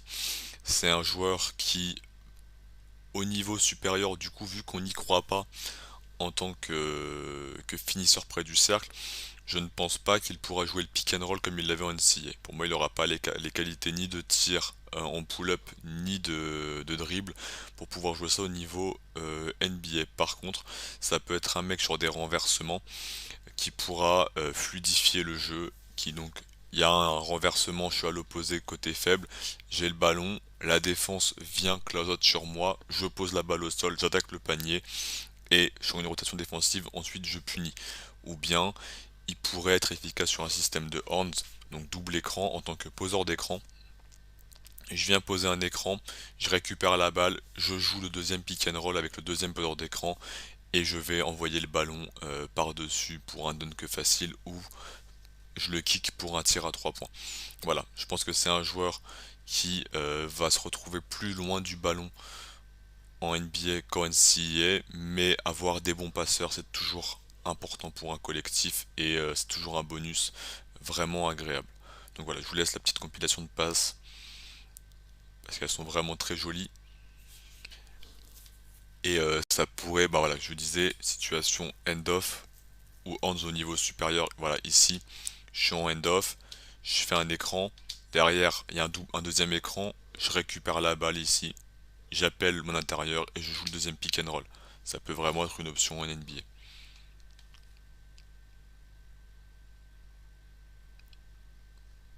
Donc là, on n'est plus sur le jeu d'écran. Et en tant que passeur. Donc là, voilà, pick and roll. La petite passe au sol avec vraiment l'intervalle parfait. Et ça, au niveau supérieur, pareil, c'est terminé. Donc voilà pour Jalen Williams. Au global, alors je vais fermer mon retour parce que j'ai plus de batterie sur le PC secondaire. Hop là. Au global, vous l'avez compris, c'est vous avez le Suyendi un peu parfait. Faudra voir si le volume de 3 points peut augmenter si la fiabilité du tir continue. 81% lancé franc, c'est pas mal. 40% 3 points, c'est vraiment bien. Donc faudra développer là-dessus. Défenseur exceptionnel sur le point of attack, donc vraiment pour perturber tous les pick and roll. Athlète assez moyen pour un niveau NBA puissant. Donc pour le contact c'est bien, mais pas le plus explosif dans l'axe panier ni verticalement. On croit pas dans le dribble, mais les qualités de passe font que le joueur fluidifiera le jeu et sera parfait dans n'importe quel collectif pour n'importe quel rôle. Voilà, il peut très bien être, comme je l'ai dit, un Herbert Jones, il peut très bien être un Matisse Thybulle-like, il peut très bien être ce genre de profil que tu implantes dans une équipe très facilement et qui dès sa première année on se dit waouh, ce joueur il a été sous-drafté, qu'est-ce qu'il fait là? Pas le plus talentueux, mais un bonificateur d'équipe. Voilà. Bon bah écoutez, J'ai l'impression de dire cette phrase 10 fois par live. On va s'arrêter là pour ce soir. Vous voyez, ma voix, elle commence un peu à galérer. J'espère que j'ai pas fait trop de bruit parasite désagréable. Et j'espère que vous avez passé surtout un bon live. On a fait deux joueurs vraiment cool que je voulais vous faire découvrir ou redécouvrir. Euh, on se retrouve la semaine prochaine. On essaie de se faire un live avant vendredi prochain pour traiter Paolo Banchero et Edge Griffin si j'ai le temps. Et si j'ai pas le temps, ce sera vendredi prochain pour ces deux gros joueurs là. Et en attendant, bah écoutez, suivez le contenu envergure. Il y a comme d'habitude un article, un scouting report ou un podcast qui tombe chaque jour. Là vont sortir, enfin est sorti Bénédicte Mathurin et Harrison Ingram dernièrement, mais vont sortir aussi Darion Sharp, le très énigmatique, le très mystérieux Darion Sharp, et Leonard Hamilton, l'autre Canadien intérieur qui a finalement s'est déclaré pour la draft, donc pareil, très intriguant. Et voilà, tout simplement, on se rapproche de la draft, donc on va vous accompagner jusqu'au bout, et merci d'avoir été là. Je vous fais des gros bisous, prenez soin de vous, portez-vous bien et n'hésitez pas à interagir avec nous sur tous nos réseaux et venez sur le Discord. On est de plus en plus nombreux, c'est de plus en plus cool, donc voilà. Je vous fais des bisous, à la semaine prochaine, ciao.